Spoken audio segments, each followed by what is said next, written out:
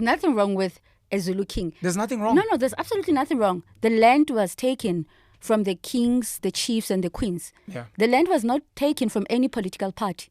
The land was not taken from the ANC. The land was not taken from the IFP, DA, or in fact, let me just mention black parties in particular. The land was taken from the kings, the chiefs, and the queens who defended their people. You to believe the very, that the land to belongs the very to end. kings and No, queens and chiefs? the people, and the ordinary people. Okay. Yes, and the people. Remember when your chief Bambata, Yeah. when he fought against the tax poll, he was defending his people when... Sorry, please pause there. Yes. The tax poll was when the British government said to black people, you must start paying tax, a hard tax.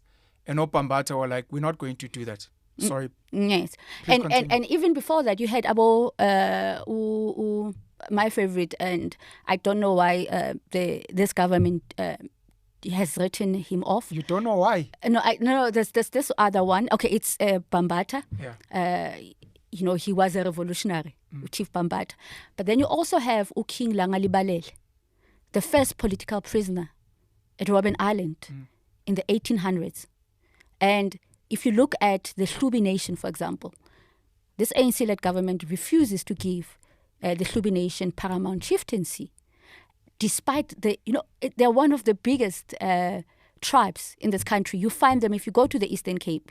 You find AmaHlubi. Sure. If you go to the city of Cape Town, Kwalanga is named after King Langalibalele. I didn't know that. Yes, Thank because after Robben Island, he was taken to a house under house arrest. So his people followed him to the Western Cape. If you go to as far as, I'm not sure if I mentioned Lesotho, but there's also Swaziland. And outside of the country, that's how far spread AmaHlubi are. Yeah. But this government does not want to acknowledge them. But at the very same time, there are dynamics between AmaHlubi and the Zulu nation. But you can blame, I am one of those who says, but why are we giving Zulus taxpayers' money? But at the very same time, I ask myself, if indeed King Misizulu is a descendant of King Dinizulu, no King Kotjwayo, why would he be a SASSA recipient? Why would he allow himself to be given stipends by this government? He's a SASSA recipient. I believe that he's a SASSA recipient. That money that he's getting is a grant. That man controls millions of people. Hectic. He doesn't know how powerful he is. Yeah. But or maybe he does. Oh, he's one of those leaders, eh? Maybe he does, and his position is tight. What if he's comfortable? What if he's okay? What if he's okay? Do you know the cost to true decolonization and revolution is very high? At extreme, obviously, it takes a lot of blood.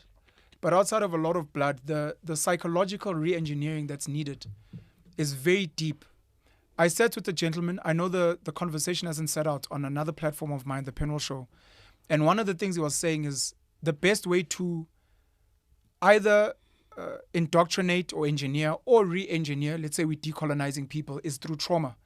And he says you can never do it through comfort. So my take out there was, even if decolonized African minds want to decolonize their people, it's not going to be by being nice. We're almost going to need to traumatize them at a similar intensity, if not worse, than the colonizers before, for their benefit, which is not a comfortable conversation to have. Which the reason you guys are not willing to change is because where you are now came from extreme trauma.